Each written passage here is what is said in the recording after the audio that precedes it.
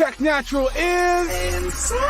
We bring a proper light, cover helicopter light, loud like a chopper bite, lock seal the water tight, descend Elapatite, some skill, just a lot of hype, hit them with the boxes right, that make them drop the mic. We bring a proper light, cover helicopter light, loud like a chopper bite, lock seal the water tight, descend Elapatite, some skill, just a lot of hype, hit them with the boxes right, that make them drop the mic. We drop a hot one, pumping like a shotgun, number one spot, their boat, we got a lock, son. The top the key, my thoughts run deep, approximately a clock speed, Mach 3, hyper velocity sound, tear it up and break it down. Well, week later, they might as well hate us now. So we built a foundation on solid ground, cause haters huff and puff, try to blow us down. We're not slowing down, in fact, we getting quicker. We used to float ill, now we diagnose sicker. Taking natural, yeah, we elevated, so far ahead of the game. Now we feeling segregated, cause competition, yeah, we got them frustrated, cause they a duplicate. We custom made this spit, yo, they got hip hop suffocated. It can't breathe, we just here to resuscitate it. We bring a proper light, cover helicopter light, loud like a chopper bite, lock seal the water tight, descend Elapatite, some skill, just a lot of hype, hit them with the boxes right, that make them drop the mic. We bring a proper light, cover helicopter light, loud like a chopper bite, lock seal the water tight, descend Elapatite, some skill, just a lot of hype, hit them with the boxes right, that make them drop the mic. Attacking supernatural, launching air strikes,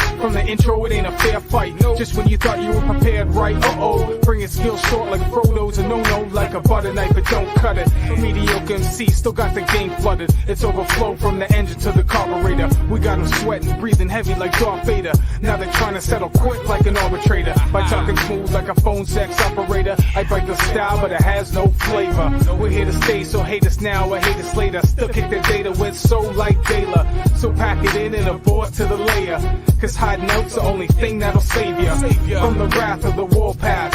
If you don't know the half, it's the two best, do the math. We bring a proper light, cover helicopter light, loud like a chopper bite, lock seal the water tight, descend Elapatite, skill, just a lot of hype, hit them with the boxes right, that make them drop the mic. We bring a proper light, cover helicopter light, loud like a chopper bite, lock seal the water tight, descend Elapatite, skill, just a lot of hype, hit them with the boxes right, that make them drop the mic. We bring a proper light, cover helicopter light, loud like a chopper bite, lock seal the water tight, descend Elapatite, skill, just a lot of hype, hit them with the boxes right, that make them drop the mic. We bring a proper light, cover helicopter light, loud like a chopper bite, lock seal the water tight, descend Elapatite, skill, just a lot of hype, hit them with the boxes right, that make them drop the mic.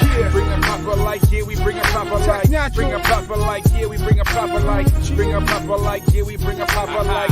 Tech Natural, yeah, we bring a proper light, yeah, we bring a proper light, yeah, we bring a proper light, yeah, we bring a proper light, yeah, we bring a proper light.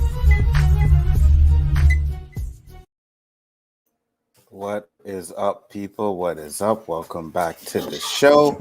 Another episode of the Khaos List. And before I get around the panel, yeah, we'll keep the ego muted. We're gonna keep you guys muted. It's okay. Oh shit! You unmuted. I muted you. First, I just want to address something in the chat real quick. JJ, we know you are lying and you just didn't want to come on the show with us today, but it's okay.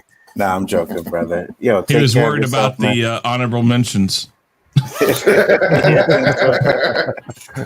scared. It's okay, JJ. Take care of yourself, man, and I hope you feel better.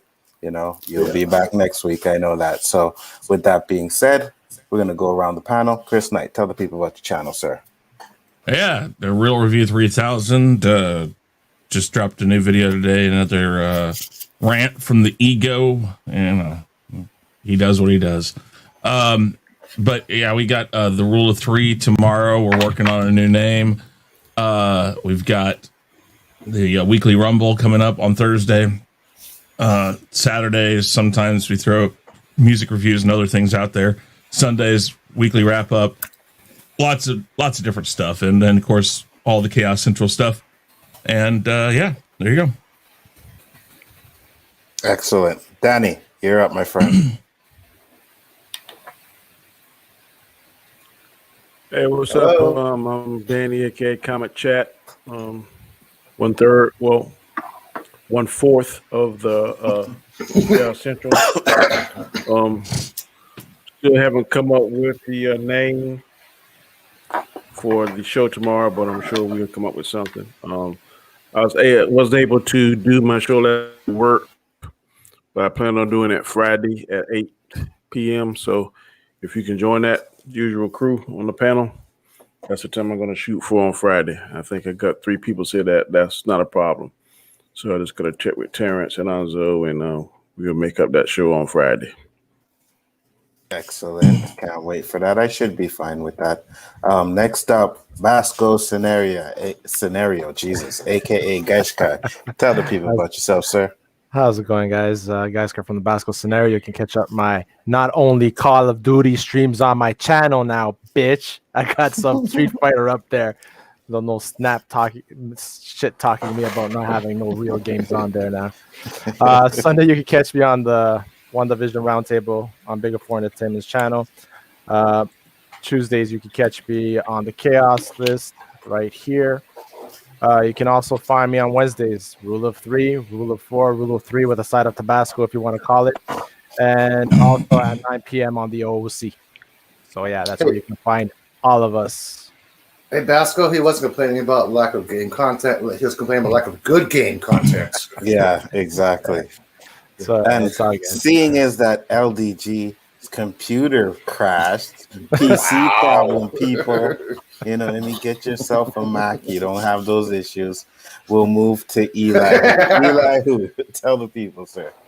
Well, since I have a Mac and I'm running correctly, hey, I'm Elihu-Who, and I can be found everywhere and nowhere at the same time. But when I'm not there, I can be found every Wednesday at 12 noon, specifically at 12 noon, with my show called What's Up with the Universe, where we talk science, astronomy, all sciencey fun. And continuing the exploration of moons, talking about Saturn and its many moons. Great job, great job. And today we have a special guest in the house. You guys know him from the chats. He's been in some of the backstages. He's been around. You know what I mean? He wants you to slip into his DMs. Austinator, tell the people about the channel, sir. As long as that's the only thing we're slipping into. You'd be surprised with that. Fix your mic, Austinator. Yeah. Yeah, you're.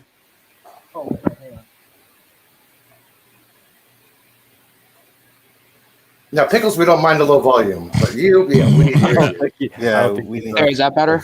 Yeah, Yes, there we it go. is. yeah. All right. You guys can find me on Sundays on my show called Shadow Eye. We're going to be doing The Office Season 4. And then later on Sunday, you can find me on the Real Review 3000, Chris Knight's channel, for the weekly wrap-up.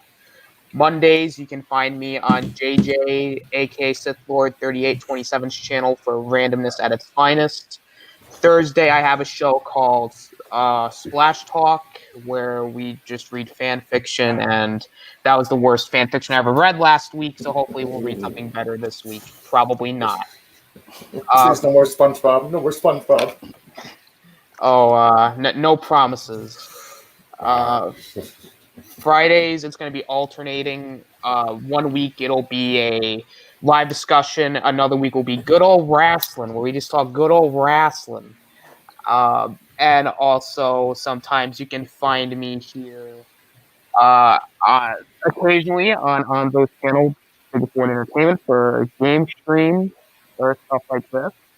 And you can find me backstage sometimes on LDG Pixels, backstage on Geek Enjoy Nerdrotica for stuff like Nerdgasms. I love Nerdgasms as much as you do. So get the Vaseline and the tissues because it's a wild ride. They just get the tissue already. Get those tissues. I am so glad you said that, Austinator. But LDG, have you got your PC problems fixed now? Yeah, we're good. We're good. We're All golden. right. Go That's why ahead. you need a Mac. I'm sorry. I'm sorry. I let her have a good time. She went out with the Mac and came home with something really weird. I don't know, dude. Okay. Okay, we're good.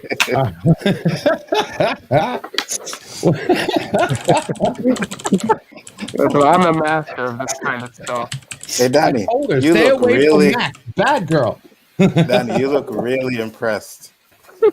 That is like a deep thought there, man. It's like God damn it! I got back from work on this chair, and I'm gonna have to hear this bullshit again. Don't worry, we'll be switching over to Endgame soon enough. A topic more up your alley. I actually think you hey, Danny, froze. what's going on, man? How you doing? There we go. Who, me? No, that's just StreamYard. Good. Danny, you gotta check your Wild card, connection bitches. here. You're freezing up a bit, looking robot-y. A little bit.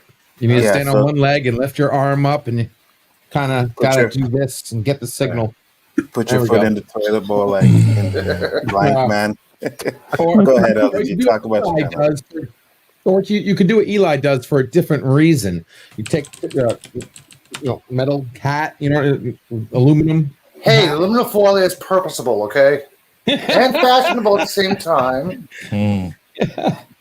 Fashionable, is that what we're saying? Yes, that's why it's inside of my baseball cap, okay? Yeah, if the person who you're dating's father is Professor Xavier, maybe. But anyway, White LDG Pixels. people. What? I said I'm not white. people. Hey, I am not white. I am not white. This piece of paper is white. I'm not white.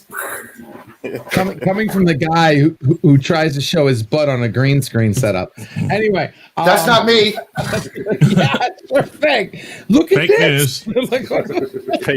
Oh, Bud. I thought you said butt. I'm like, oh, Bud. I said butt. I'm like, that wasn't me. That was Deej. This is the longest intro ever. I'm sorry, guys. LDG Pixels here. What's going on, guys? Your local support channel, LDG Pixels. You have any issues with a computer? You own a Mac, software, hardware, trying to beat the algorithm, anything, guys, hit me up. That's what I'm here for. You hit me up 24/7. And then on my Geeks Enjoy Nerdrotica channel, where we do the waiting room. If you're not watching any of these fine people or any of the people listed on your subscription base, or you go to the bell and find out it ain't telling you jack shit about what it should be, come over to the waiting room. It's the place where I promote those who deserve it. We hang up our feet, sit as close as we want to each other, have open topics, open panels, watch me do some work, do whatever the hell we want to do. Find out who's streaming, kick you out, and then come back after, guys.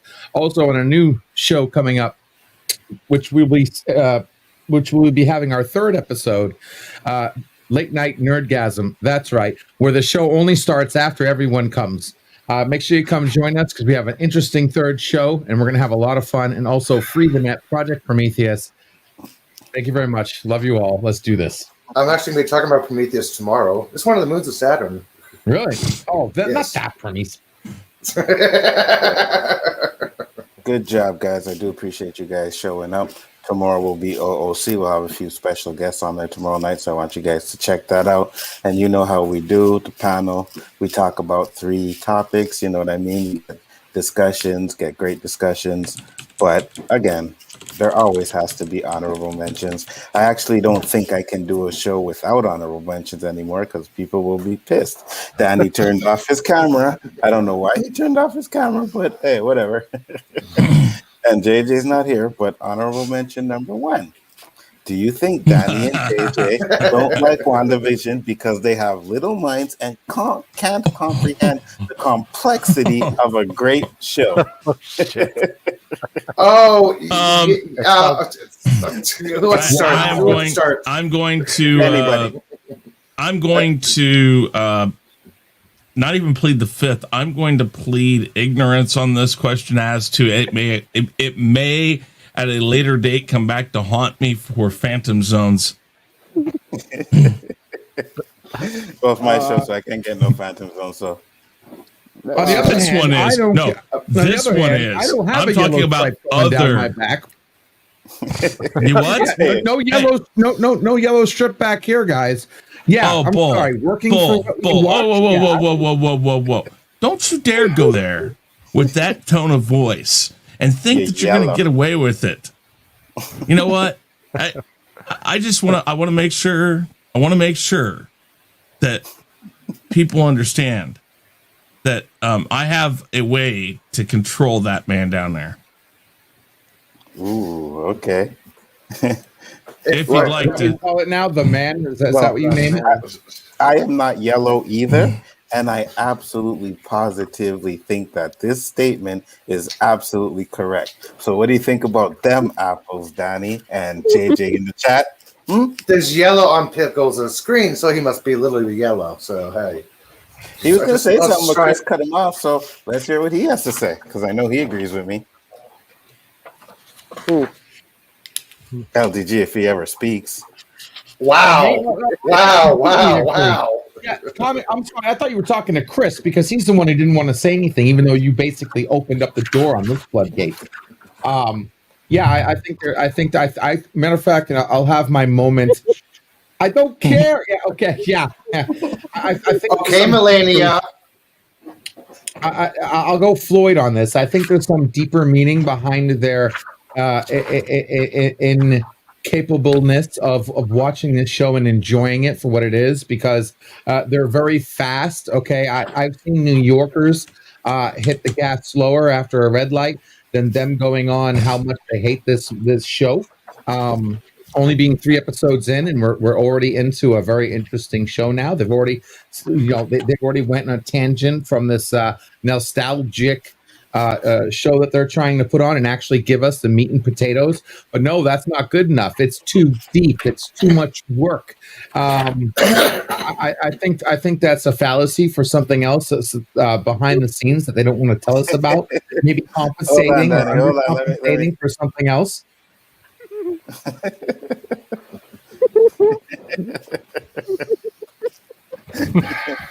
Now you don't have to lose sleep. You can always get the audio books and listen to while you're streaming there. There are other options you can do. I heard this one guy does watch parties during the day, so you don't even have to be sleeping and watch it real quick. But yeah, and maybe with the conversation, you can get a little understanding of how the episodes are, and you know what I mean. Maybe like Cole's notes for the show.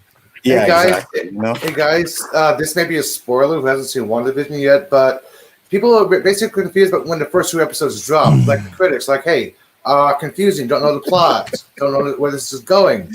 But if you guys actually watch the closed captioning for the Disney Plus first promo, it says "Dreaming" this Friday. Disney basically said, "Hey, this is a dream world that Wanda created." I don't know why people's like, I don't understand this. They say, "Oh yeah, cheap, shitty special effects." Well, if you actually look at it, the 50th episode was the 50s style magic special effects. The 70s was the 70s special effects and stuff. They actually went with the times of the broadcasting era, because if you guys remember in the comics and the TVs and the movies, Wanda and Petro grew up watching American television. This is what she saw as a kid. Right. That's exactly correct. I actually like this show, man. If I make a small suggestion, Danny, use one of those magic markers that gives a thicker font. Austin and Gashka, do you agree with this statement? Yes or no? Real quick. No comment. Yeah, freaking. Really? I think that it's just mental laziness. It's just that after a hard day's work and whatever, and you want to escape into a TV show, you don't want to be deciphering anything. I understand what Danny's trying to say, but the show is great, man. You have to put in the effort and really, for a fan of Marvel and know the background stories of it, it's you just have to put in the effort. Danny, I put you under the bus, but I also gave you a bone. So here you go. Do you think Chris Knight is salty because he lost a bet to Danny, and because he knows deep down that Tom Brady is the GOAT and is going to another Super Bowl? Danny, he's not the GOAT. And here's the thing. I don't care what people think because he's not the GOAT. Tell me why he has so many controversies with his freaking thing.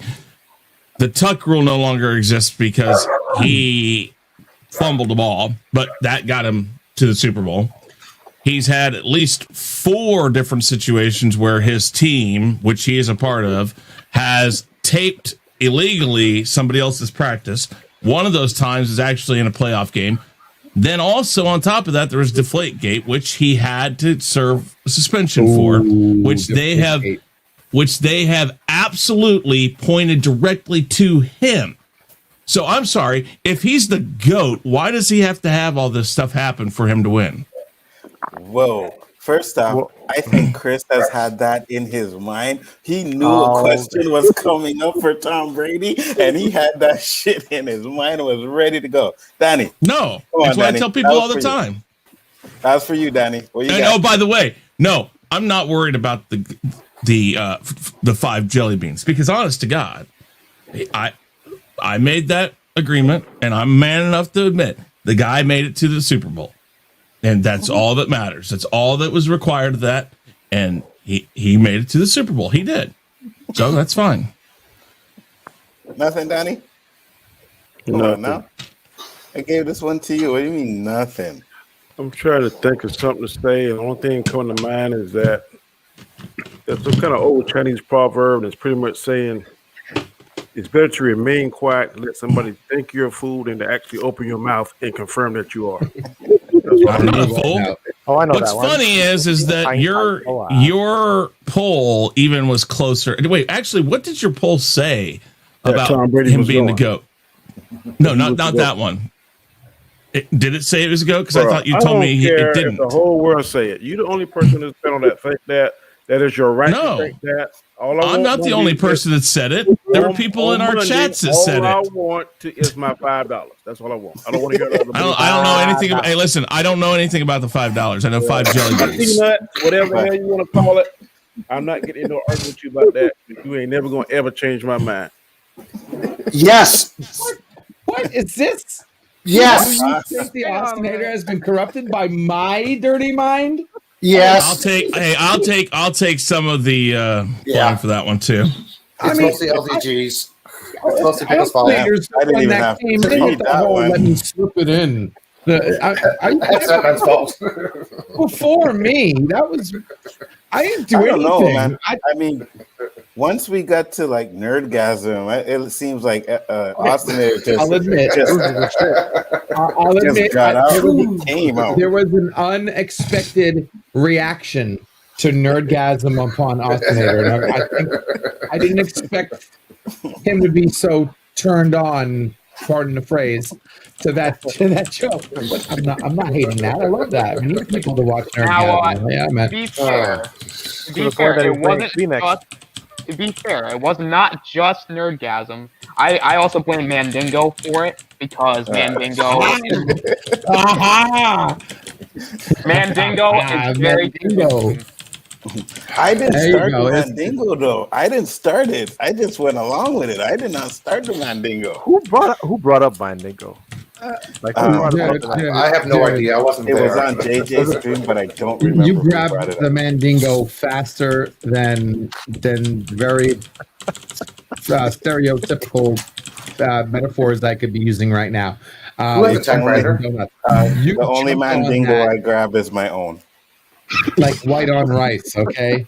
Like the second the Mandingo was mentioned, you gobbled it up for yourself immediately. How the hell did we get on this? Gobbled it. Next I question. grabbed the Mandingo and I gobbled it. Is somebody typing on an old-fashioned keyboard typewriter? Yeah, man. Yes, Of course. freaking Chris Chris, writing his messing with the confessions of the settings that I told him not to touch. No, it still was doing it. Yeah, sure. It was. Danny, All you right. happy? You get one of your questions up here, bruh. Topic Okay, number bro. 1. I don't think What my do you question's say? that long, was it? No, it was not.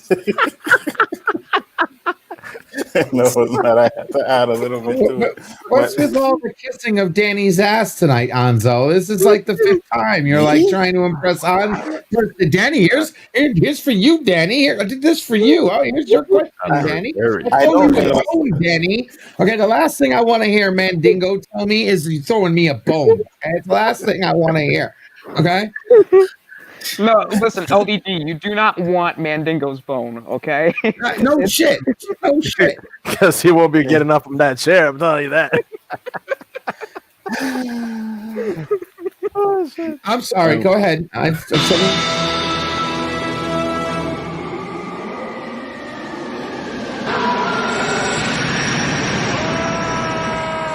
will lie down before me, Jarrell!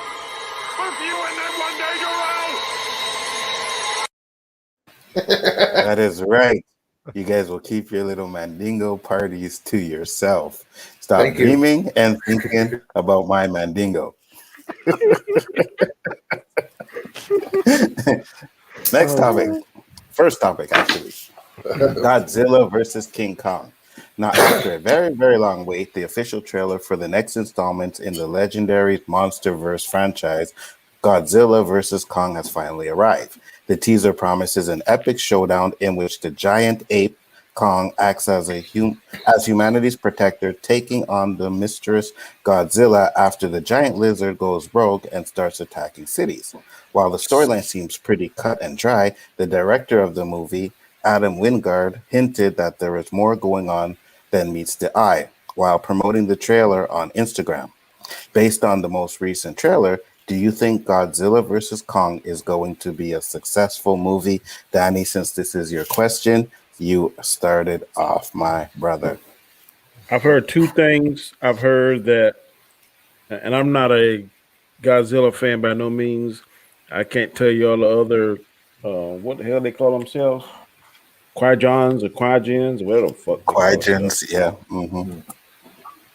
That Mega Godzilla is going to be somewhere in the picture, and somehow he is controlling the erratic nature that Godzilla seems to be going through. I've heard that. I don't know. I heard that they're going to team up at the end. I don't know. I was in a stream 2 nights ago, and a very good point was brought to my attention is that in the past, these monster movies have looked good, but then when they come to the actual theater and you see them, it's a bunch of crap. So though it looks really good, and I'm semi-excited about it because I'm Team Kong, I don't know. I don't want to put all my eggs in a basket saying this is going to be, I heard someone describe this is going to be one of the most exciting movies of the summer or year or whatever. I don't know if I want to put it in that category, but based on what I've seen, it looks like it's going to be okay. And of course, I'm going to be Team Kong, and I feel like they're going to team up together and fight some other bigger villain. And the name I'm hearing is Mecha Godzilla, whoever the hell that is. I guess he's some kind of mechanical Godzilla from the future or something. But I've never really been a Godzilla fan, so I don't know the lure of the story like probably some of you here on the panel do. So, but I'm definitely going to watch it. Probably not in the theater, but I'm going to watch it. Chris, what do you think? Why are we redoing movies that have been done already? Oops. Sorry. This is old school. I mean, they've already done this movie in Japanese movies that Godzilla shows up. So one of the things Danny said about them teaming up at the end would make sense because Godzilla was the protector of the people in the Japanese movies, and anytime the moth or whatever it was called, Mantha or whatever, Mothra. Mothra, any of these other monsters that would come there that caused or posed danger to the people, Godzilla would be called upon, and Godzilla would fight them. So this kind of seems like a kind of an offshoot of that idea, and that at the end they're going to find out that really the problem was somebody else, and they team up, like Danny said. I mean, I'm sure it's going to look good. It's just I'm trying to figure out why, as Americans, if this is done by an American or by an American production company, why we're trying to rewrite something that was really kind of a upper scale B-level movie for Japanese. This was like their thing, and we're trying to take it and rewrite it when we don't even really understand it. I mean, we've shown multiple times we don't understand Godzilla. So I'm going to err on the side that this is not going to be the movie people want to see. Now, it may look good, but if I go and I see something that kind of falls away from what Godzilla really was, I'm probably not going to like it. And why do you like Endgame? That fell completely apart. Where the hell is the Phantom Zone when you need it? Because it looked good. Please, Phantom on his ass. Hey, listen. No, I'm not calling it I see it. Everybody in chat right now just heard what Chris said and is calling bullshit. I'm playing that card. Hey. Is there a card? Hey. Is there a card I can use? Here's You're my up, bullshit LBG, so card. go There. ahead. Boom. You're up, All right, LBG, yeah, so I'm sorry. go ahead. Is he trying to phantom zone me from his computer? Um, dude, I'm sorry. Of course they're gonna stray. Of course they don't know Godzilla, but they don't care. They're gonna make a movie that looks good. That's what sells today, not the actual story. Where do you get this actual? Well, that's not story true. from? That's not true. We finally get a show that actually has a story, and we got two people on the panel that don't want to watch it. Okay, they only want what looks good. Don't pay attention to the plot behind the special effects, and not to mention the fact it's Godzilla. Because what do you think they're thinking about this? They're not gonna make their money in America. They're gonna make this money selling this shit to China and Japan and shit. And on the eastern side, that's where they're gonna make their money. They're gonna make a movie that they're gonna target on the opposite side of the bench and make $1 billion. I guarantee you this will be $1 billion movie. And no matter how many people like it or not like it, but as far as this surprise is concerned, it's most likely something with Godzilla and some twist, I'm sure. But Godzilla has not made money in this country because it's not handled the way that it was introduced to this country. When you go watch sci-fi and the old things, the thing is it was always introduced a certain way and then it's overdubbed. So people did grow up with the proper Godzilla and what Godzilla was about. When you talk Endgame, you're talking about people who went to a movie that may not have read the comics and not all that. They've followed for 10 years the movies. And for the movies, Endgame works. And you cannot go and compare one to the other because what people are going by with Godzilla and why Godzilla has not done well here is simply put because there have been enough of us that grew up with the old Godzilla stuff and the overdubs and stuff that at least explain what Godzilla was and why he did what he did. And if they don't try to follow that in this movie, it's not going to do well. And they haven't followed it. Think of the first one with Matthew Broderick. It was crap because that's what the hell? How did it made no sense why he came over here. And if the whole Kong thing, they did it before. If they do it and honor what the original movies were like with today's graphics and stuff, it'll do well. But even then, I don't think it's going to do $1 billion. Well, it can't do $1 billion because it's coming on streaming service and not coming out in theaters. Well, there's that too. There's that too. I mean, if it were released even to the theaters and things were different than they are right now, I don't. Yes, they were. That's what I was saying. Is that they had overdubs, but they still told the story of what Godzilla was about. But even if things were typical, and we had theaters open and everything, I still don't think this movie makes $1 billion. Absolutely. even the last Godzilla though made almost 3 times overseas than it did in America. So what was Godzilla movie? what was the worldwide? But that box one was office? the last Godzilla movie, though, that they made. The Was last Godzilla movie 179 actually million. followed more of the storyline of the original Godzilla movies. Yeah, hey guys, if you guys don't realize, this is considered like the Monarch series because the Project Monarch. If you guys remember the first Kong movie they made, Kong was not an enemy. He was basically respected and left alone. He was basically that was his own little territory. The Godzilla movie, they portrayed Godzilla as protector of man. So the way they're doing this movie is actually just The last fighting them. Godzilla made $401 million. Okay, thank you. Yeah, the last Godzilla movie, they had Godzilla as protector of mankind, as humans. And if you remember, Kong was one of the ancient creatures that actually listened to that beacon and followed Godzilla. So if this is going to be different, that maybe something similar is controlling Godzilla, like a signal, and Kong maybe probably has to help knock the sense out of him or something. Maybe, and that's the thing. I mean, it all depends on the story and just of the Godzilla movies, except for, like I said, the last one. And I think it was produced by a Asian company. I'm not positive. I have to go back and look that up. But mostly called The King of the Monsters. Yes. Yes, I think They so. had $401 million, and it was produced by Warner Brothers and Legendary. Worldwide? Yes. Wow, okay. $401 million worldwide. So Kong Skull Island made more then, because Kong Skull Island made $566 million.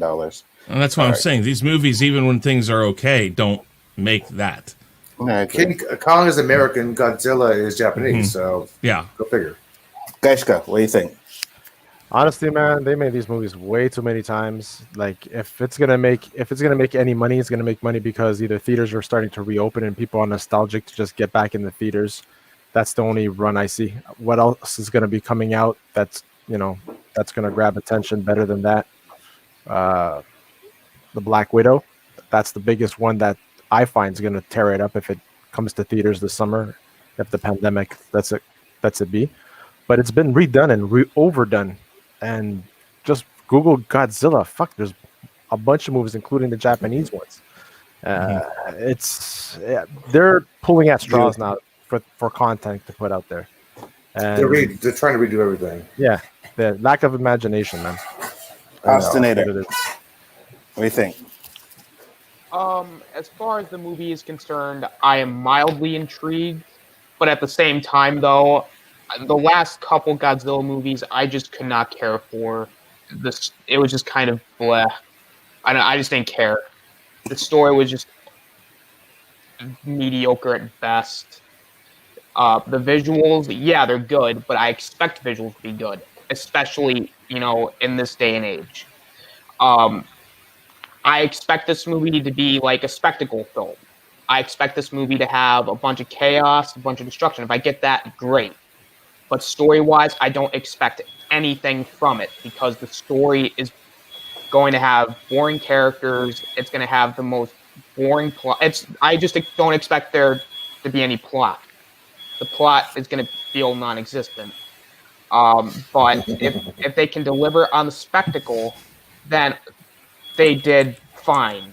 But as far as the movie going to be successful, I think it's going to be successful. I know that, but would it make $1 billion? No, because I think it'll make its money back. I think there's people that will go see this film, but just overall, it'll be successful. I'm not saying it won't. I'm just saying as overall, though, I'll be surprised if it hits 500. What do you think? I was surprised. Being good. This new Godzilla King Kong movie, it may actually be worth seeing in the movies just for the sound, the surround sound, and special effects. But if you guys remember when the Expendables came out, the main purpose of the Expendables was it's not just an action movie, it's an action movie with every action star. This is the big, huge monster fight. Right. That's what I'm thinking, basically what it is. Mm-hmm. But they made... Mac attacks. We had a Mac attack. Sorry, guys, watch out. You're back. Hey, welcome back, host. I have a Mac. I definitely think that it's gonna. It looks like it's gonna be okay. But from that video that Danny showed me, well, I seen the video already, but Danny popped it in. Some of the stuff that they say in there makes sense. What? What? I didn't see no video. You talking about the preview or something new? It's just some guy that. It's just some guy that did a little breakdown of it, Okay. And what he says is the Godzilla in the clip is way smaller than the actual Godzilla in the first two movies. So to me, he's saying that it's not the real Godzilla Kong is fighting. Yeah. So that would definitely be interesting, and I think that's where play into the Mecha Godzilla. Yeah, that would play into things they've done in the past. Is this supposed to be from the same company? Is this a continuance, or is this a reboot, or is this a completely different thing? Or continues from okay. So there's one? Three. There's Godzilla. It was King Kong, Godzilla, King of Monsters, and then there's Skull Island. Yeah. I think they captured. I think they went to Skull Island and captured Kong. What it looks like. Yeah, they're bringing it back on that ship, mm-hmm. and then some kind of way Godzilla starts acting berserk. And I think because in the preview, one of the humans say that you got to have Kong the Earth needs Kong to fight whatever's coming. So I guess they got some kind of signal or something that Godzilla, Mecha Godzilla, whoever the hell is coming, they need help. Yeah, I agree. Okay. And shit, I completely lost my train of You thought. need the Kong signal, and then you see a big banana show up on the freaking cloud. Oh, I remember what I was gonna say. The little girl aspect of it though kind of has me worried, you know. But Well, we'll see what. Well, the He's other always thing- had been some kind of attraction to a female of some sort. So No, I know that, but I'm just saying it looks like it's gonna be like kind of how 2 was, and I mean the Kong movies or Godzilla movies were okay, but they weren't great. So, yeah, what were you gonna say, actually Oscillator? like Matthew Broderick. A lot of people don't like that one. I thought the Matthew Broderick one was okay when I first seen it. I tried Oh, watching it stupid. as I got older, and it doesn't hold up. I thought that one was stupid. Like, at what point do you see blood and go, ooh, pregnancy test? I'm sorry. Oscillator, what were you gonna say? I was gonna say what this movie needs to do is it should take bullet points from Freddy versus Jason and to have it be basically a monster film where we see a bunch of freaking buildings like destroyed. I want to see like freaking end of the world type shit with Godzilla versus King Kong, and I don't want to see them try and pull what every other of these films do, is that they come together at the end and fight a bigger bad. Someone else. If they try to do that, nah. I kind of have a feeling that's where it's gonna go if that's really Kong. You know what I mean? So if that's really Kong, I don't see them like trying to kill each other. You know, so we'll see what happens. But topic number 2 is Marvel wanted Patrick Stewart back. Now, Patrick Stewart has confirmed that he had meetings with Marvel about returning as X-Men leader Charles Xavier. Fans are patiently awaiting the arrival of the X-Men in the MCU, with many wondering how this will be achieved and who will play the beloved Marvel superheroes. Well, according to Patrick Stewart, he has recently had meetings with Marvel Studios president Kevin Feige about that very thing. Now, do you want Patrick Stewart to come back as Professor X, or would you prefer they recast? I prefer to get James McAvoy because I think he is younger and can take it into because I always keep hearing that Marvel want actors that they can work with for 10, 15 years, whatever. Patrick Stewart is 80 years old, so statistically speaking, he ain't gonna be around to 90. So Well, hopefully, Danny. I mean, hopefully he does. I'm not trying to wish that bad on him, but I mean, the average age of a mortality of a man now is like 80. 82. Yeah. I So know. he's kind of pushing it. So I think James McAvoy is just as good as Patrick Stewart. He's a very diverse actor. If you've seen him in the Glass series, when he played the Beast and those 13 other people, I mean, he transitioned from one personality to the next seamlessly, and it was believable. So I am a big fan of Patrick Stewart. He was excellent for Picard. He's my second favorite captain in the Enterprise after Star Trek. But I think in this case, I would go with Fassbender as Magneto and McAvoy as Professor X. Cool. Chris. I would definitely concur with my colleague. I like that idea. I'd say if you bring Patrick Stewart back, you give him a quick, like sometime in the future, looking back at the beginnings of the X-Men, perhaps some sort of a cameo, or you put him in the Spider-Man movie as a cameo of Professor X. I'm okay with him coming back, but not for the Professor X, because it just, I mean, you want somebody that can play this part for a while. They were just getting started, but I mean, I do totally agree with Danny that would be a good way to go. It keeps things Familiar. still with the other movies. Even if we've written those off and they don't count, it still gives people a feel of this is familiar and not trying to rewrite everything all over again. You have people who have acted the parts, who did well with the parts, no matter what the writing was, their portrayal of the character was still good. So I totally agree with that idea. You have the people, they did it for a purpose originally, because, well, they knew Patrick Stewart wasn't going to want to do it forever. but bring Patrick Stewart back for a quick sort of cameo thing, and then bring back the other guys that were doing it. So, LDG. It's a toughie. I liked Professor X, Patrick Stewart, because he was Patrick Stewart and he was bald. That's it. So James McAvoy. Old school Professor X. I don't want to talk shame about Patrick Stewart, but he's good. I wouldn't complain. Can they find someone better? Yes. I want to see the Professor X we know from like the animated series on the cards that has that face. Professor X doesn't have that. Mr. Rogers, I love you, my father face. He had a seriousness to him. He had he had a facade that he had, and I just can't think of an actor. I think of Professor X, and I'm thinking maybe Bryan Cranston, maybe, and maybe not now either. Like back when he was actually playing the Breaking Bad. The only other person maybe I could think of is that guy who played what's his name, Gary Oldman. Maybe Gary Oldman.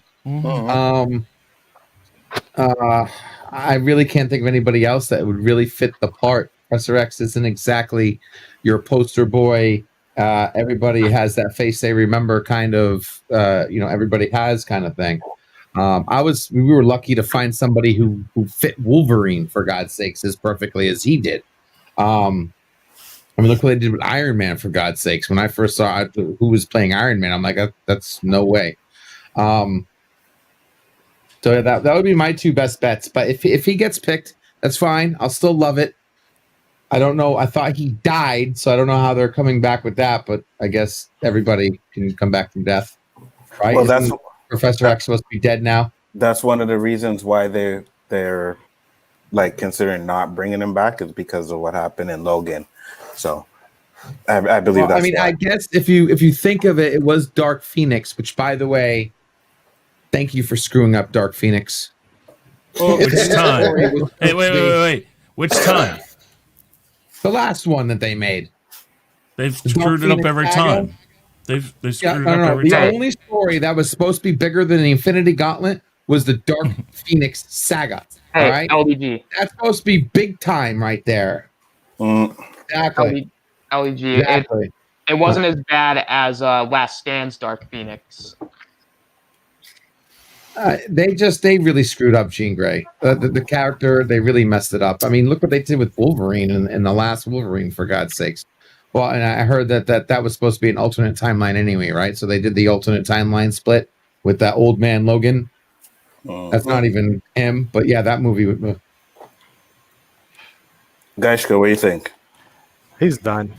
Again, like let him be. He stepped away from the franchise. He did what he had to do. He's older. Just not even as a cameo or anything. I would just let it be. Turn the page. But like Danny, I do agree that a sense of familiarity is good too. So having James McAvoy come back, and this franchise would be good. A good like familiarity with it. But I'm just tired of. I kind of contradicting myself again, but I'm just tired of them dipping into the same actors, even if they did them good. There's more potential out there. There's more young talent out there that that can act. Give those people a chance to prove themselves. But I know it's all a business, and they just want to secure money. But look what they did with Wolverine and the first X-Men. Nobody knew who he really was, right? Hugh Jackman was, and he blew out the sky. They took a risk with him, and he was amazing. So, I agree with you. James McAvoy actually didn't do a bad job. Yeah, but he was kind of like the 11th Doctor when the Doctor after Tenet. Like he automatically got a bad name because everybody loved the one before him so much. Everybody loved Tenet. So when Matt Smith came on board, everybody was automatically like, no, we want frickin' Tennant back. You know what I mean? But after his first season, he rocked it. So I after that first X-Men he did playing Xavier, you know, I was the same way. I was like, I can't. No. My brain was just like I was being prejudiced, you know, and I knocked myself for it because at the end of the movie, I was like, holy crap! Okay, he actually did a half damn decent job with the whole quarter going through the head and everything, and just the way he reacted and his emotion and non-emotion to the situation at hand. Because that's the one thing I didn't like about Patrick Stewart's Xavier, that he always was like this loving father figure to, and yes, we know that's kind of what he was about, but not like all Mr. Rogers' Neighborhood style. Yeah, but that's the thing, right? And In that movie, you saw how the events changed him. Yeah, he was all joking, and then that happened. It completely changed his demeanor and how he was, and that was great. And he did a great job of becoming more colder. Yep, I agree. So why is they not looking at him? Why were they going right to? Did he even accept it? By the way, did they say that they're just in talks, or is this Knox lock, stock, and barrel? Okay. All I right. wouldn't mind if he came back. Elihu, what do you think? Well, if you guys remember, James McAvoy had a cameo as Professor Xavier in Deadpool 2. So I really don't think they should bring Xavier. I mean, Patrick Stewart back as Professor Xavier as a character. Maybe like a holographic projection or something, not just fully like a cameo holographic projection. But if they are going to recast Professor Xavier, I want to throw in my bid for Joel Stauffer. If you guys not aware or remember who Joel Stauffer is, he played Enoch on Agents of S.H.I.E.L.D. He will be a great Xavier. I can see it. Yeah, shave his head. I mean, perfect. Yeah, I can see it. You could do that, but I still see a positive for using people that have already been established as a character. I see a plus to that because, again, what I said with all the Marvel shows that they're getting ready to do, this is a great way to bring in the backstories that you don't want to waste time with in movies because they've already done these so many times. You can throw in the little cameo backstory stuff in all these different series and slowly introduce the X-Men or the mutants to the MCU through the series. But the easier way to do that is if you have people who, as soon as you see them, you're not trying to think, okay, that's supposed to be Professor X. Let me pay a little more attention to how he plays that character. If you put somebody who's already played that character, they're going to come in and they're going to play it the way they did already. It doesn't matter the writing or what the film is doing. They're going to play Professor X as you've already seen him. So when you watch him, you're already kind of lulled into the sense of that's Professor X. I know how he is as the part, and boom, done. And you walk on and keep going. Just go fucking snow. I actually agree with Chris. Well, hey, if you guys remember last year, Mark Ruffalo kept on tweeting, "Hey, I'm in talks with Marvel about a standalone Hulk movie. I'm in talks. Just because somebody's in talks with production does not necessarily mean it's going to come full fruition." Yeah, of course not. Yeah. Ostinator, what do you think? As much as I like Patrick Stewart, I'm going to basically agree with everybody. I don't think he is, and I don't think he should.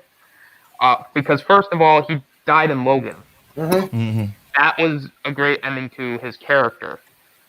And I agree with Danny. I think they should just go with McAvoy. Or just go with...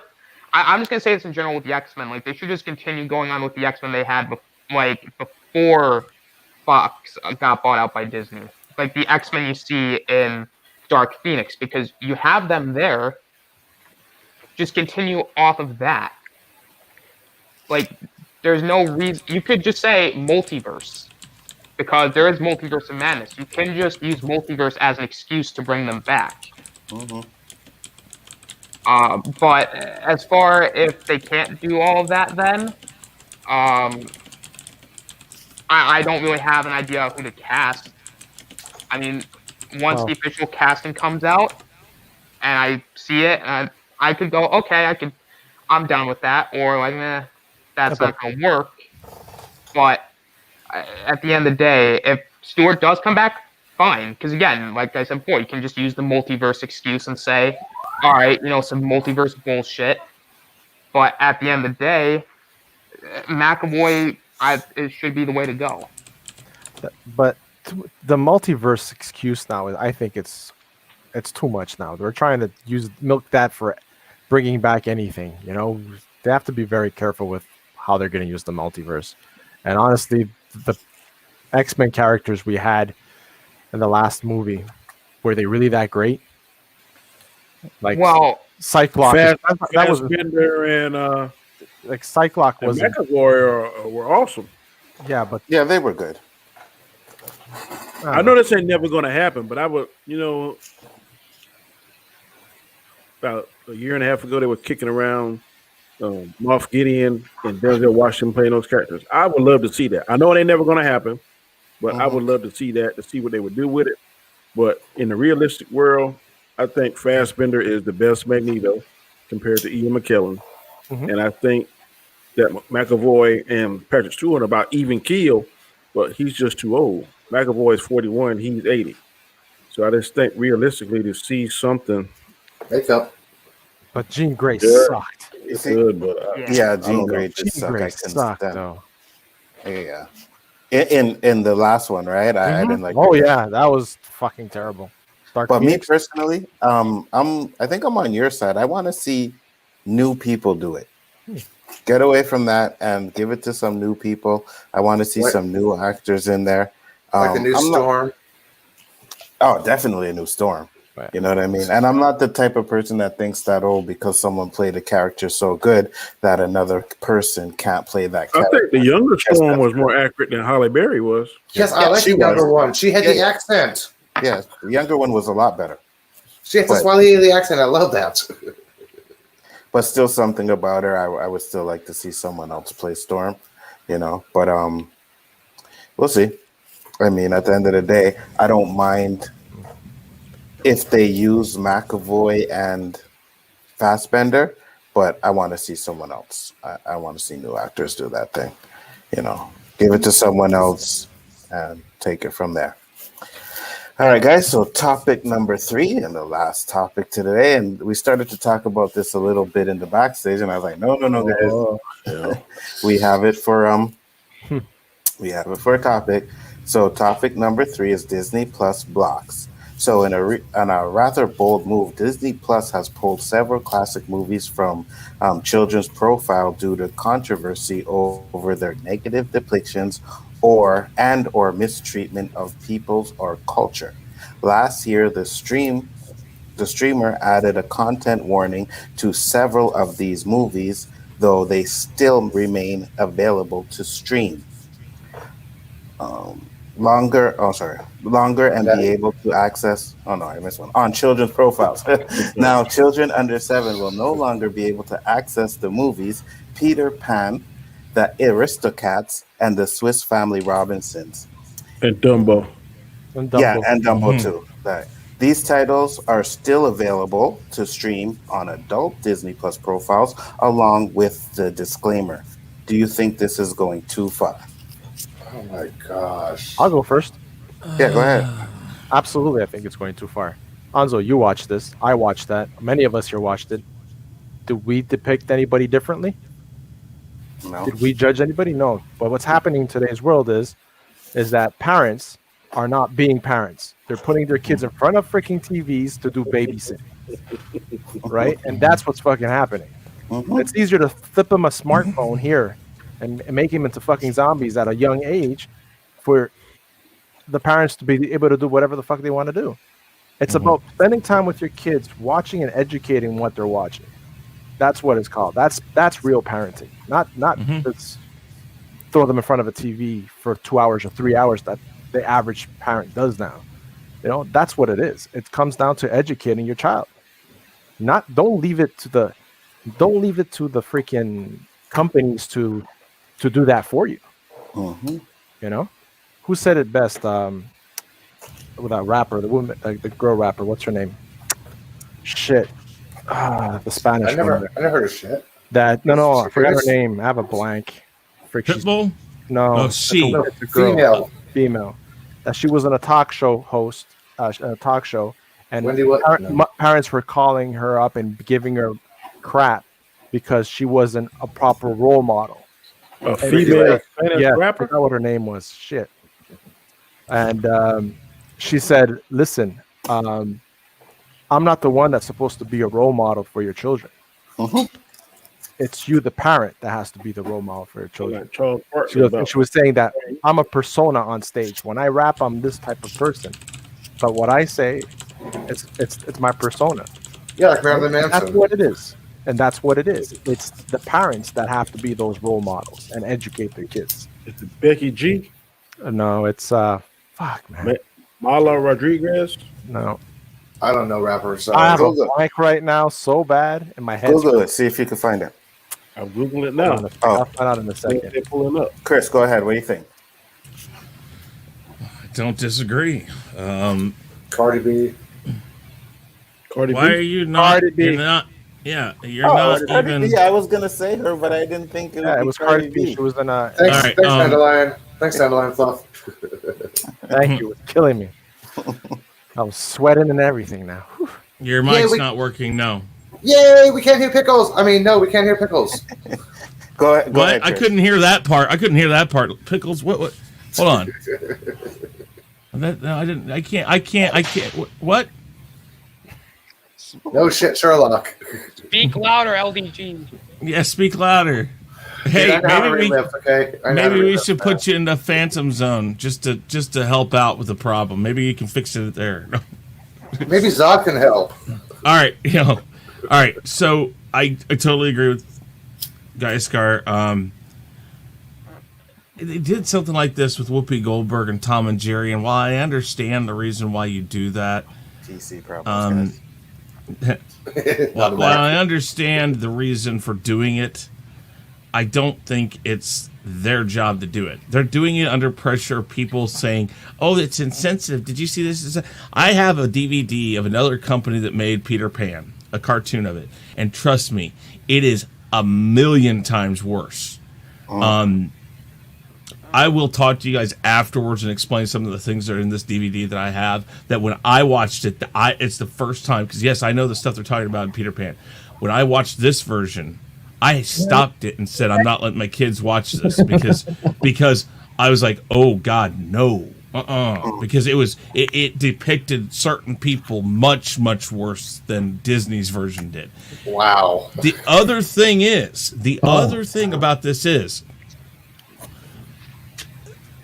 a depiction in this film was depicted that way at a time when, again, it was somewhat acceptable, or it was the way that people did. It's like taking Huckleberry Finn off the shelves of schools, or not showing the film because, yeah, they call certain people engines, and they call other people other names that we don't call them. But at the time that the book was written, at the time the film was done, these things were acceptable, or they were commonplace terms that people used every day, and it wasn't even thought of as wrong.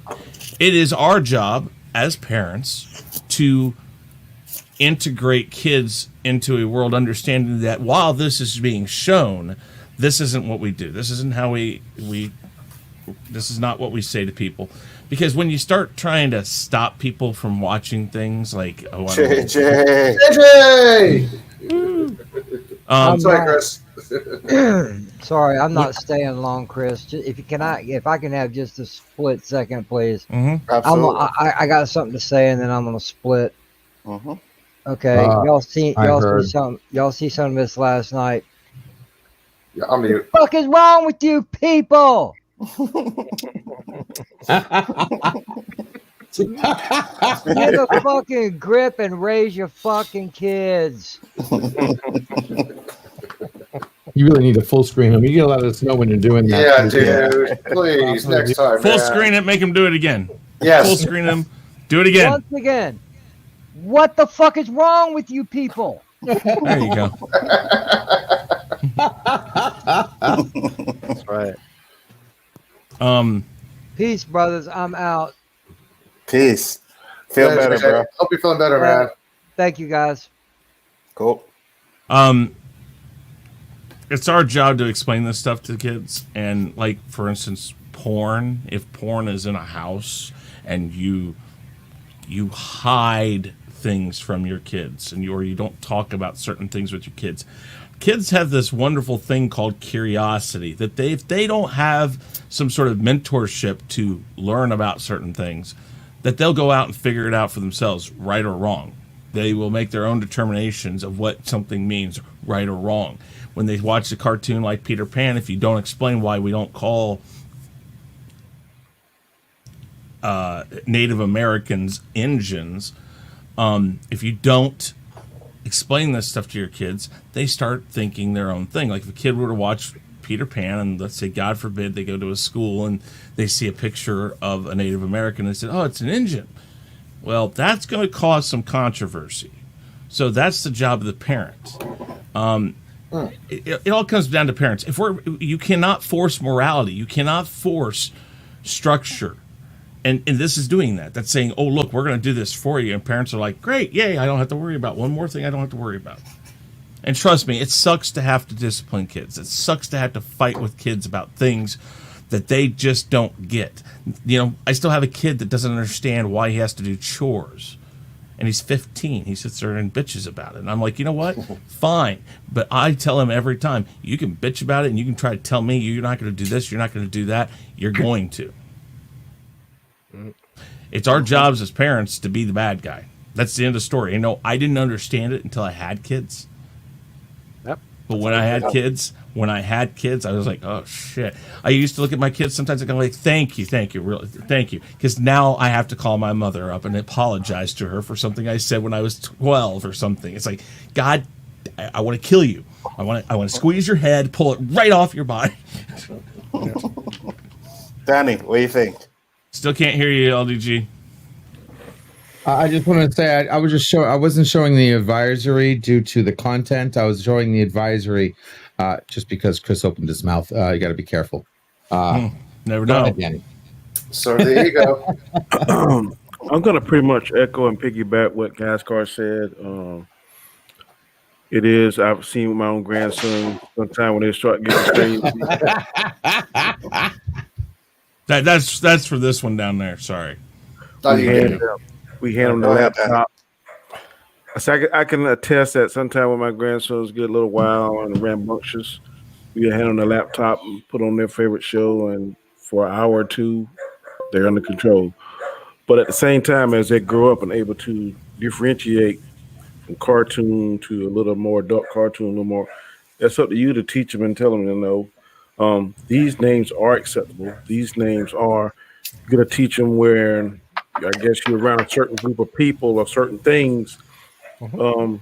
If you don't feel comfortable or don't like what's being said, then you got to stand up or separate yourself from that. And if someone's in a group that's being shown in a negative light, being called a negative name, then I teach my grandsons, look, you got to stand up. You got to be, I'm not saying you start nothing, but you got to be on the side of what's right. If you're on the side of what's right, then I will support you 1,000%. Like I tell my kids, I got 3 kids. I'll come get you on anything except dope. Any kind of drugs that you get caught, your ass is in jail that night. So don't even call. Anything short of that, I'll come get them. So that's just what you got to teach. You got to teach that to your kids, and you got to be consistent because kids are watching you. And the minute that you slip up or say something, do something crazy, then they're gonna be like, "Well, Daddy, you did such and such." And sometimes you can get by with saying, "Well, I'm grown." But sometimes you can't. So you just gotta this kind of stuff. You just gotta be on your P's and Q's and just try to do it. But because we all gonna make mistakes. I got 3 kids and 2 grandchildren. I'm much better with my grandsons now than I was with my kids. I had my kids when I was 25. I don't know what the fuck I was doing. Now at 50, I know what I'm doing. So it's a whole lot better. Absolutely. Chris, you gonna say something? I was just going to piggyback off of what he said about the whole, if you get in trouble thing is that, I've said that to my kids, hey, you know what? it's important to tell me what you're, like sometimes you'll hear them talk about, oh, I think I go over to such and such kid's house. Oh, last time I was over there, last time they said they wanted me to try something. And I'm like, listen, if you want to go and do something, you're going to tell me what you are wanting to go do. I'm going to explain to you why you're not going to go do it. But trust me, if you give me some heads up, you're going to be better off that I know that you were at least talking to me about it beforehand. Because my job is to know what you're doing, and if I can try to steer you away from it, doesn't mean you're not going to do it.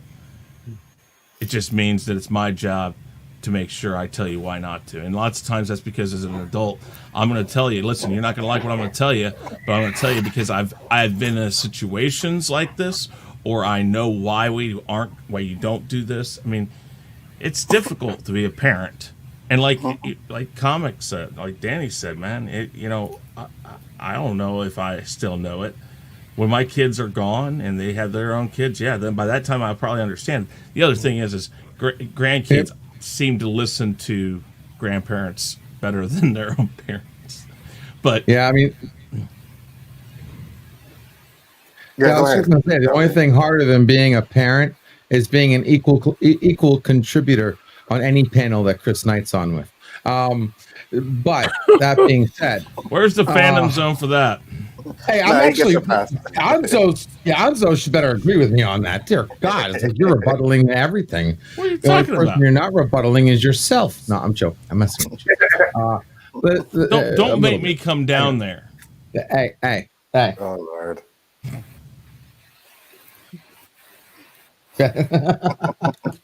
Anyway, digital shit don't hurt me. I agree with Geisker, though for maybe my own reasons. I think it's stupid, obviously.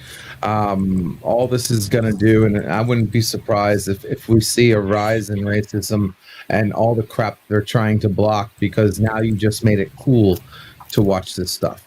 You just hung a light on it. Taking it away from children and saying now it's adult content only makes a moth go to fire.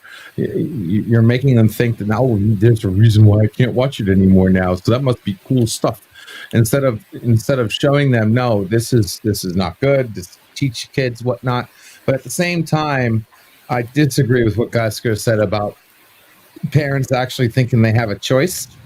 They don't. It's society. You live in society where both mother and father both have to have 9-to-5 jobs. They don't have the time. Any parent, I think, if they were giving a choice and the resources to be a better parent, I'm pretty sure a lot more than what are happening now would accept it. They can't. They have to work their ass to the bone. They have to deal with the crap and pressures and stress, and especially now with what's going on, the hell it is to be alive today, and they have to sacrifice what they have to sacrifice, and unfortunately raising your kids is one of those sacrifices. So it's not all on their fault. Now, don't get me wrong, there are some parents out there, and I've known a couple that deal drugs from their house with their kids in the house. Okay, there are some bad examples and bad apples, but I don't believe most of us are those bad apples. A lot of us have no choice whatsoever. We're doing the best we can, and we have to, somewhat have some kind of faith. But I think this whole move by Disney, I think it's not. I said the other day on a tweet that a sign of a good program is what the program lets you do, not what it allows you to do. Disney should give us the option as the viewer to say whether or not something is adult content or not straight up do it for us. Okay. We're the ones that are supposed to have the power. The whole part of parental controls is that we choose what is parentally controlled, not you. The second you do it, it's no longer parental control. It is corporate censorship. It's corporate brainwashing. Where's our control if you're doing it for us? I know you said that parents don't have a choice. They do have a choice. No, they feel like they don't have a choice. Exactly. They feel like a rock in a hard place. Yeah, but that's because. Sorry, go ahead. No, because what I'm saying, he says both parents now have to both work, right? And back in the day, it would be your father working or your mother, whatever. And back in the day, it would be like one parent would be working, you guys can survive. But we become a society of consumption that you have no choice but to both of you to work in order to keep up with the Joneses. So it comes down to choices that you make, right? Well, exactly. And there's the point of diminishing returns. So back then, we didn't have the content we had today. The one thing TV regulation, FCC actually did somewhat good, is that they kind of controlled how TV got worse and worse and worse and worse and worse. So back then, it was easier because we didn't have the internet.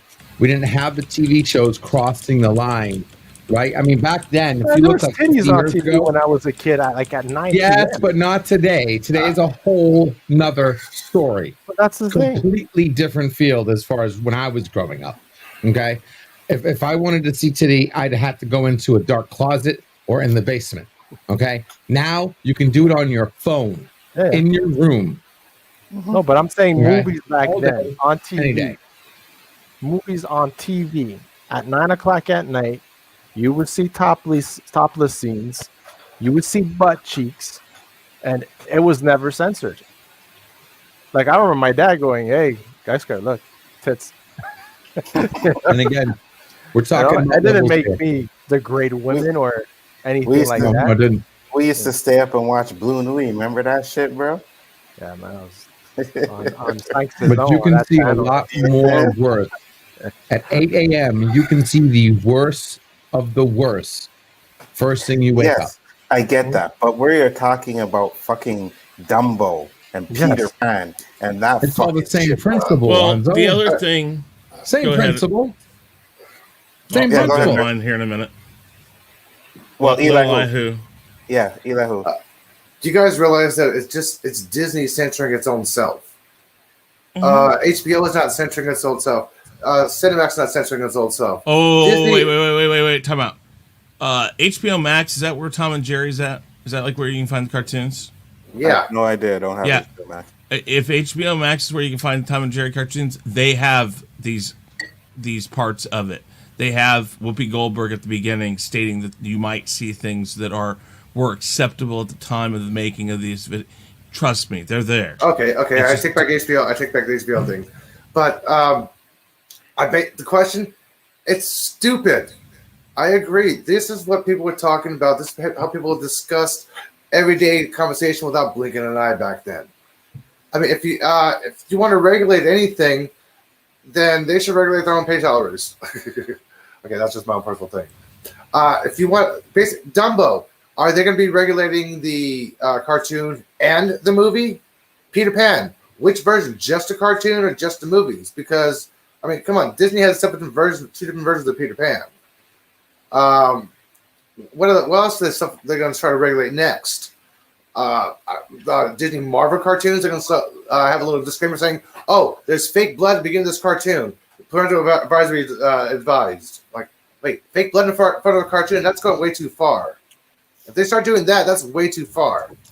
I mean, I want to quote Family Guy: "The stuffiest in the special interest groups make a joke about your bowels and order in the troops. Any baby with a brain can tell you that anybody poops." Fascinating. What do you think? Again, I'm gonna have to agree with everybody and say this is fucking stupid. Yeah. Mm-hmm. Now, and I'm gonna just use like a different reason here. Where were these people when these movies were coming out? Where were they? They weren't. No one cared. Hey, Lonzo. They were cartoons. What up, Poe? Hey, Poe. Not Poe. Hey, everybody. Hey, deal with that troll in the chat before I deal with him myself. Oh, man, Warren's cool, man. Don't worry about him. Anyways, Okay. yeah, go on, Ostinator.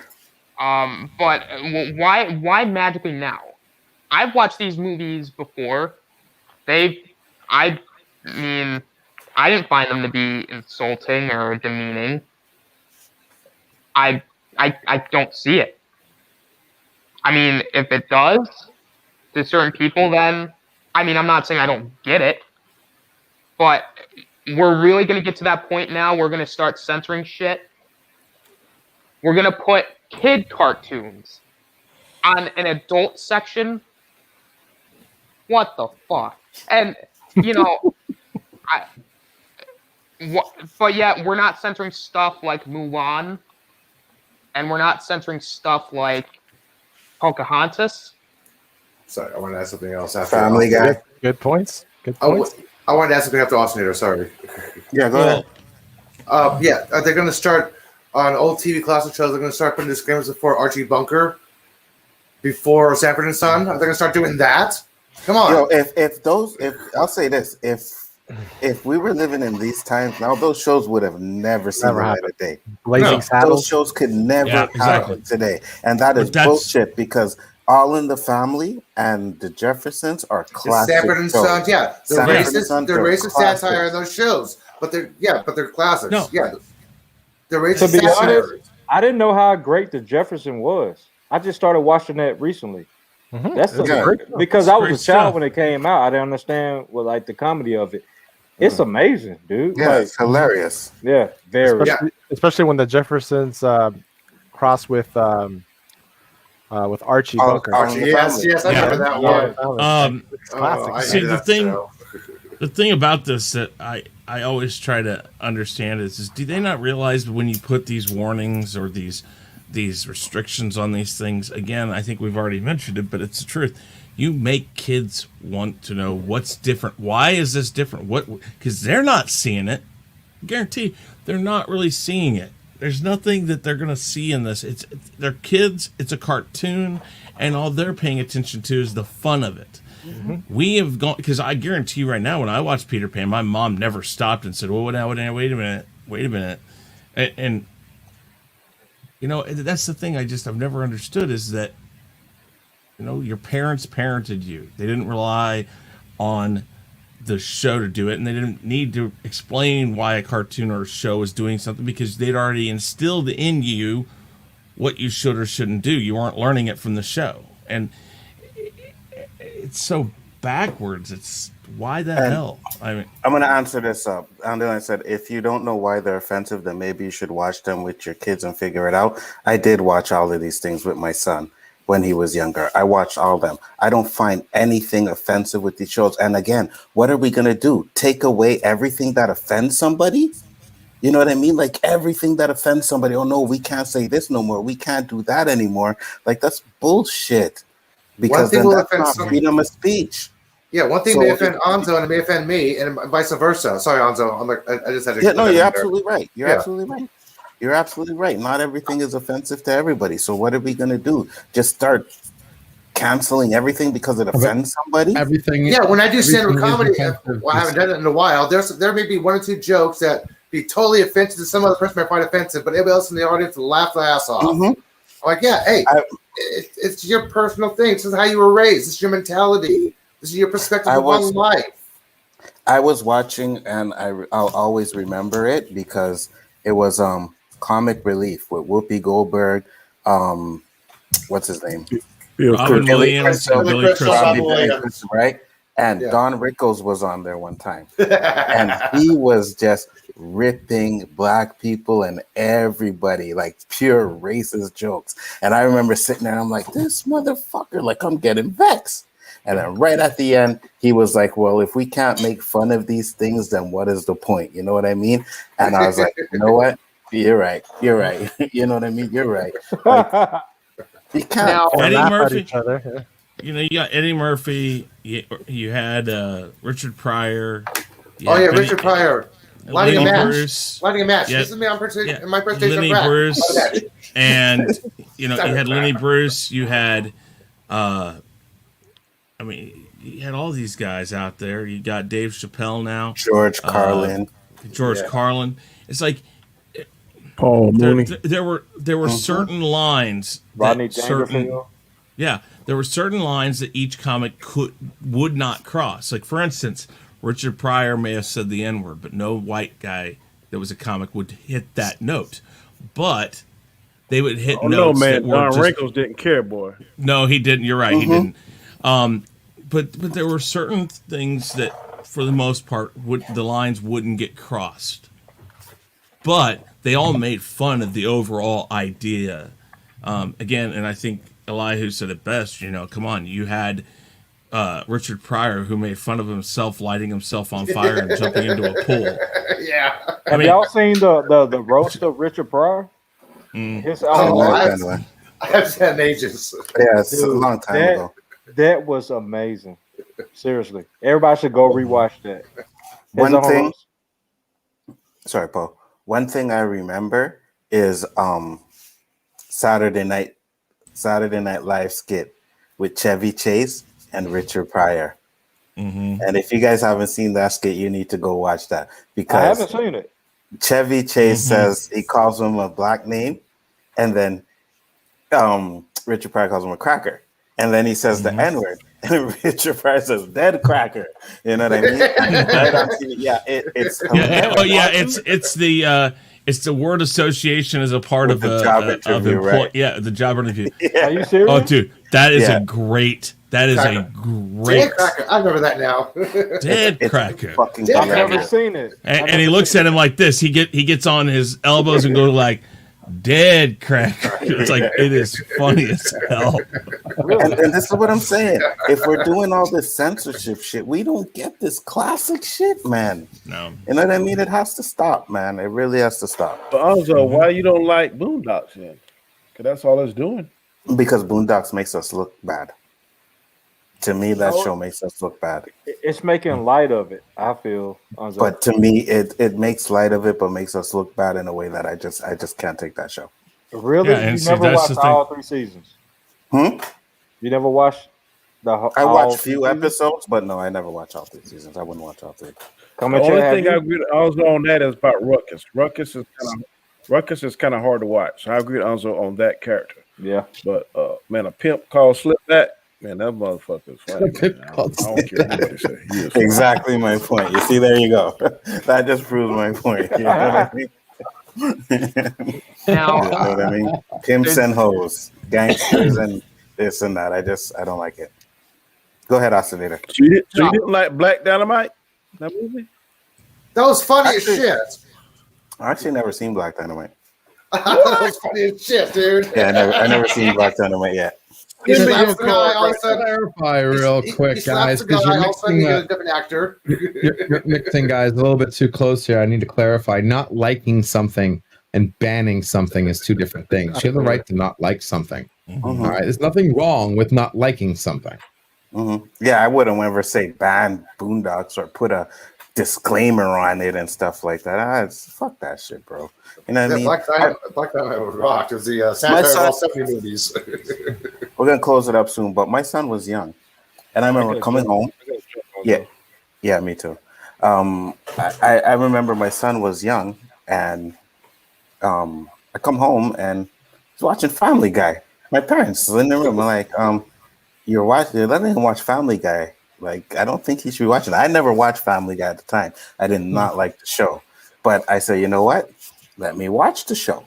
So I sat down and I watched it with him.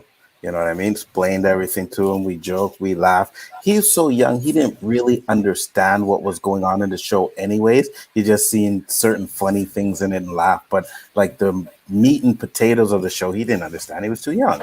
So I was like, you know what, whatever. And I let him watch it. You know what I mean?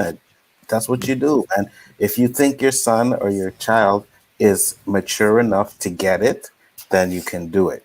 Because the first way I realized was I was watching Lord of the Rings.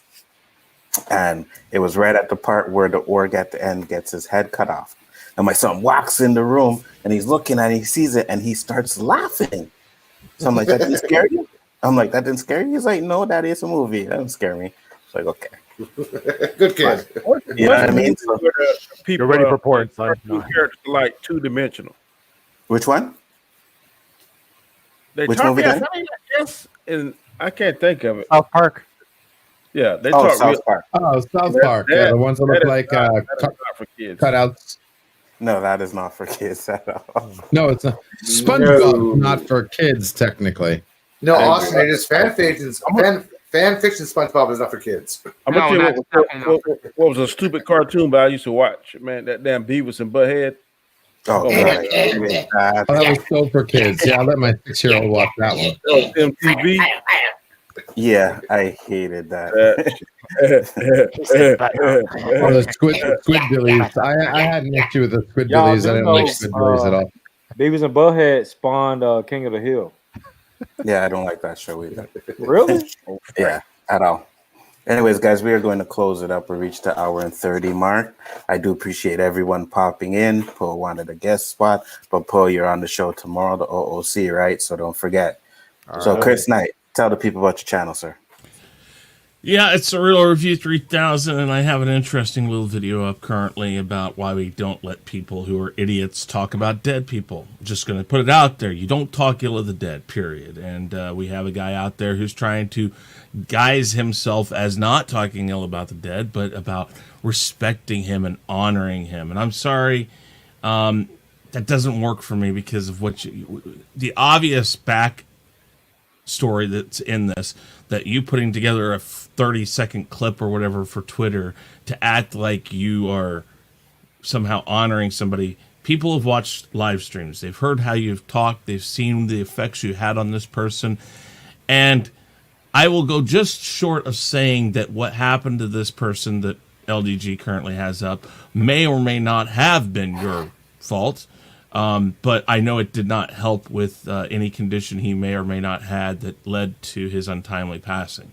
And so I totally disagree with I won't even give him the term idiot. I totally disagree with the person who is talked about in this video. I urge you guys to share it and understand that I don't care if you're a troll, if you're not a troll, if you hate somebody, if you don't hate somebody. When they pass and they go on past our world, do not speak ill of them. I don't care who they are. I don't care how bad the person is. They are not there to defend themselves. So don't do it. But Anzo, great show as usual. Thank you as always for having me on. Danny, it's great to see you back on the show. We missed you. Everybody else, LDG, of course, Guyskar, Elihu, JJ in the chat, thank you for jumping in for a second. Poe, it's great to have you here. Austinator, thank you for being here tonight. You guys are all great people. I enjoy you being a part of this project that we have on Chaos Central. And yeah, there you go. Cool. And I'll say this. I didn't know Admiral, but I stand with you guys. You guys are my boys. I'm in the community. So I stand with you guys. Got your back no matter what. Danny, thank you. You're up. Yes, I'm just going to echo what Anzo said. I didn't know the man that passed. I'm sorry that he's passed. He was a veteran. Even if he wasn't a veteran, still need to show respect, man, because one day you're going to be in that place. We all going to be in that spot, and you don't want nobody talking bad about you after you pass.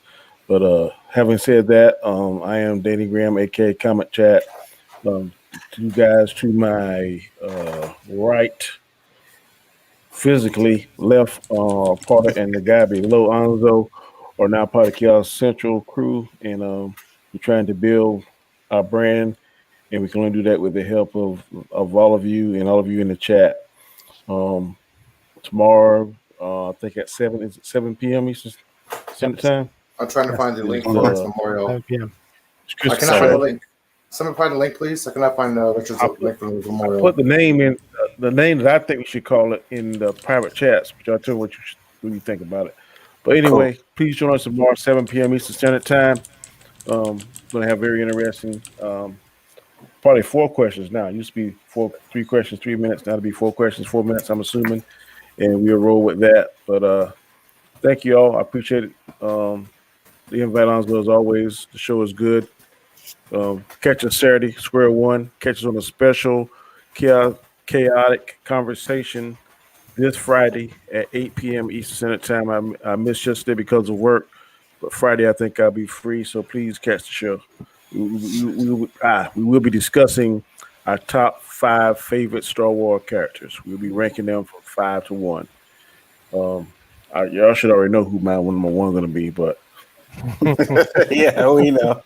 But please join us. I got to jump over to the stream, but thanks, and I'll catch y'all tomorrow. Peace, Danny. Guyska. Yes, sir. Guyska from the Basco Scenario. You can catch me on my channel with nice clips of gaming here and there. I'm working on my show for my channel coming up, and I also have things coming up with Chaos Central. Thanks to Chris and Anzo and Danny inviting me on. You can catch me on Sundays on One of the Visuals Roundtable, Big Before to Table at 9. Mondays, you can find me on the Chaotic Conversation with Danny, but we're going to do that this Friday. Tuesdays, 9 p.m., Chaos List right here. And Wednesdays, 7 p.m., The Rule of Three. And at 9 p.m. on the OOC. So, yeah, hit that like button, spread the word. Thank you, chat, for dropping by. And Poe, good to see you on as well. It's always fresh to see new people jumping on. And yeah, thanks, man, brother, for being here. LDG, you are up. What's up, guys? LDG here, AKA Pickles. Hit me up on LDG Pixels where you see me helping people out, fix their computers for free. Hit me up on later in the afternoon during the weekdays and weekends at times. Over at Geeks Enjoy Nerderotica, where we do the waiting room. Did you ever hit your YouTube bell and ask, "Found anything yet? We ain't found shit." Then you need to come to the waiting room, guys. It's a place to hang out, the stream between the streams. If you ain't got nothing to do, it's Friday night, you ain't got no job, you ain't got nothing to do, come on down, hang out. You never know what's happening there. Sometimes it's just me just chilling, doing some work. Sometimes it's a full-blown panel and we're having a blast. I keep a record down here of who's streaming, who went live, who goes live, who's going to go live, to let you know who to watch, marry the subs, find some really cool people you never thought existed, and to hang out. And then later we do watch parties. Saturday we're doing Married with Children. We're almost finishing up season 5 right now. We do 5 episodes every Saturday, watch Married with Children. Friday we're doing WandaVision Roundtable. For those of you who don't mind doing a little bit of work for a lot of bit of effort, come check it out. And then later soon, we'll be doing Z Nation Watch Party. We'll be doing 2 episodes a week, so that's coming up for you guys, including the new show, which right now doesn't have a stable. It's very random. Don't know when it happens, but keep an eye on it. God, I'm sorry, I'm having people mess with me right now. Shut up! People in my head right now, where we do the late night nerdgasm. That's right, this time it is porn, adult topics, adult conversations, adult panel. Expected after midnight. You never know what's going to happen, but when it does happen, it's the only stream that starts after everyone comes. Thank you very much. Awesome party, guys. Can't wait to do it again. Austinator. Nothing's hanging out of my nose. Shut up, guys. Oh, my bad.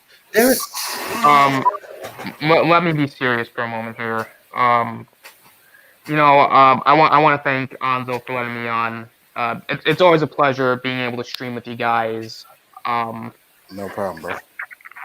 I didn't know Admiral either, but from what I heard from people like JJ and LDG, he was a great guy, and he will be sorely missed. And whoever this guy is, he's a whoever this guy is who's been doing this shit, trying to make fun of Admiral's death, fuck him.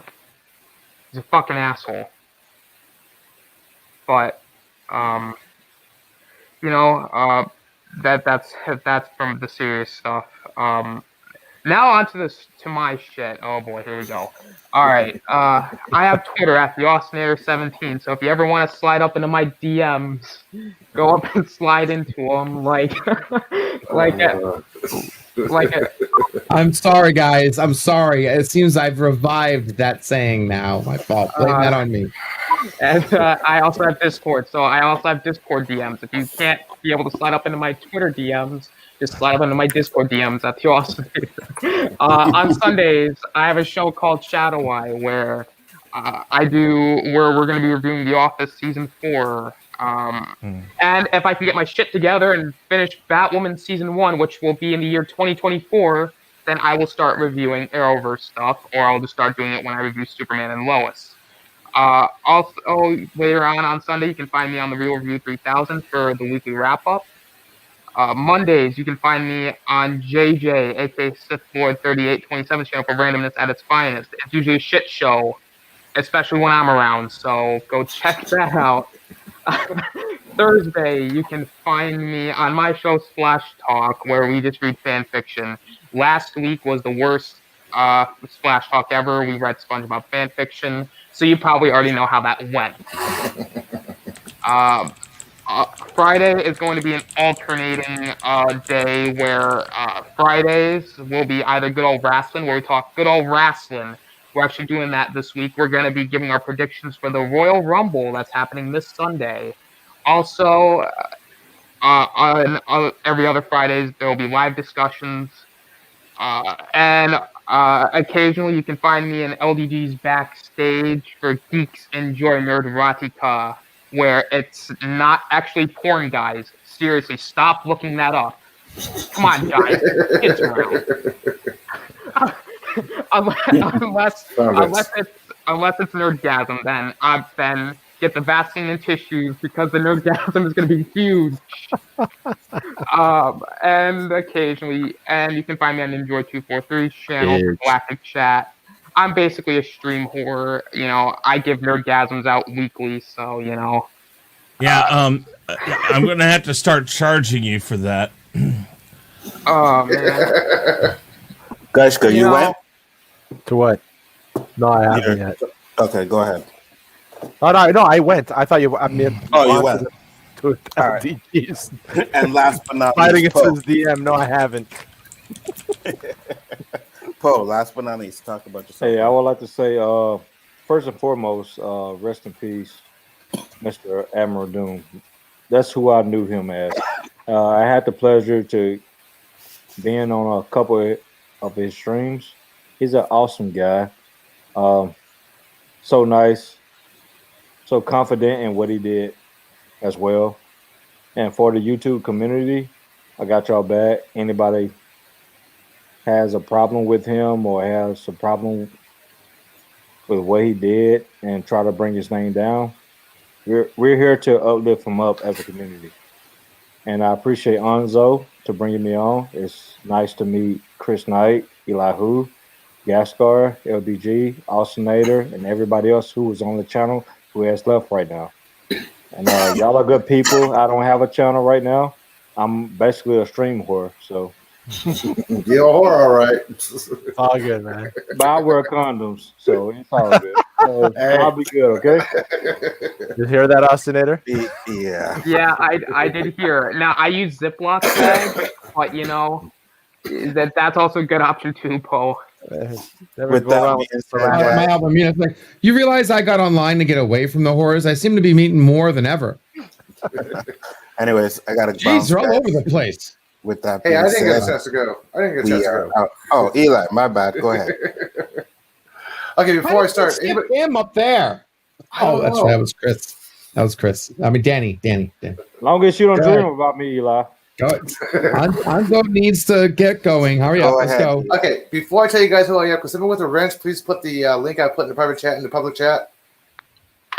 Someone with a wrench, please do that. Thank you. Yeah. There's a link in the chat about Richard's memorial service for tomorrow. So I don't have a wrench, so please put that in the chat. Somebody, please. Thank you. Done.